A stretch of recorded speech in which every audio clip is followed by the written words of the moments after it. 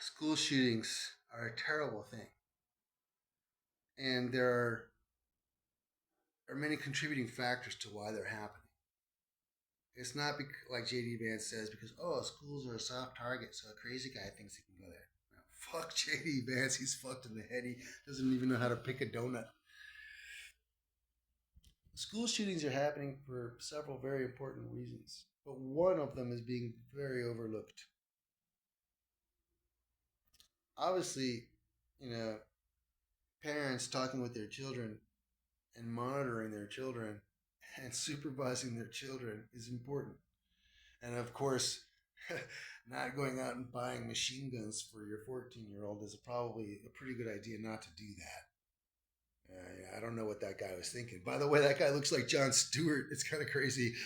Is he John Stewart's cousin or something? I mean, there's a dead ringer practically to John Stewart there. But seriously, that guy should not have bought a machine gun for his kid. Nobody should buy their 14-year-old child a machine gun unless, like, I guess, unless you're in Gaza. Which brings me to the point.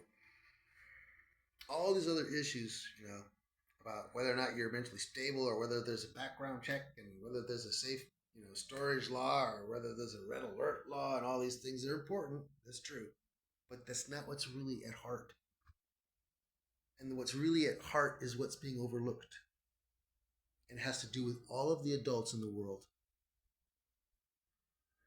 And the point is this: we go around showing our kids and teaching our kids all of these things that we don't want them to learn, actually.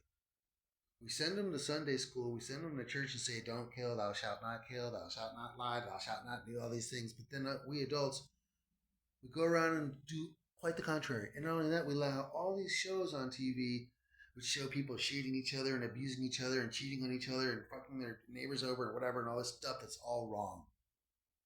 But one of the worst things that's all wrong is, like, for instance, we have a war in Israel between Israel and Hamas. We have a war between Russia and Ukraine.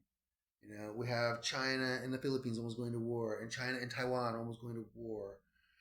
We have North Korea and South Korea. So, what's the signal we send to our children? Because the big question here philosophically is, why is it okay for a country to go and attack another country and kill people from another country and take their resources and basically fuck them over? Why is it okay for a country to do that, but not for an individual? So when we make it okay on a societal level for a country to go and kill another country or destroy another country, but we tell our kids, no, you can't do that as an individual. We can't do that to each other as individuals. We have laws about that. Really? What's the difference? See, to a 14-year-old child who doesn't understand life completely yet, who hasn't, taken any philosophy classes, who hasn't, been given a chance to learn about life yet, really, we're showing them that, yeah, we can go to war, we can go as adults kill all these people, but you can't.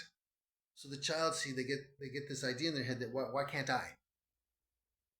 These adults go off and do these things, so I can too. So what we need to do is really change up everything,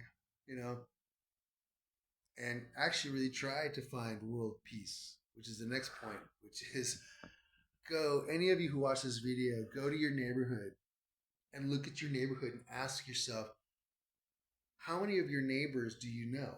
Do you know their names? Do you know anything about them? Or are you all like fighting against each other because, he plays his music too loud at night? Or no, and isn't that the other thing? Most places you can go to in the world right now, whatever neighborhood you choose, there is not harmony and peace in those neighborhoods in their local level. So if you can't find peace with your neighbor or with the people who are closest to you, you're never going to find peace with someone who's half a world away. And you're never going to be able to teach that peace to a child who's still waiting for some answers about life that you're not able to give them because you're going out and creating war instead of peace. But you go and say, I'm a Christian. Whatever. we need to teach our children something else than what they're being taught. And I'm not talking about in school, I'm talking about as parents. I wish I could have been there for my two boys, but I was edged out because of a conspiracy against me.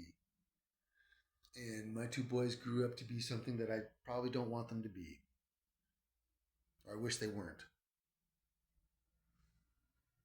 They were raised by Trump supporters, unfortunately. And it's terrible for me because I wasn't able to pass on my values to them. They were never even given a chance to come and meet with me to learn about what it is I think, except for my videos on YouTube.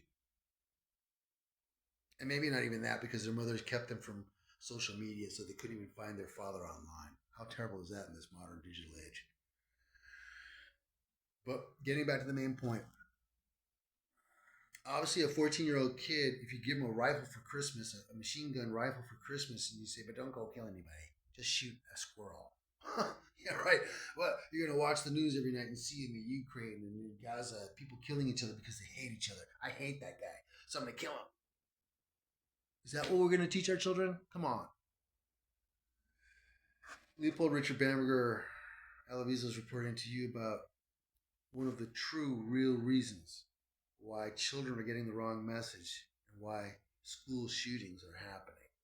And once we correct that, once we stop war, I'm sure school shootings will stop too.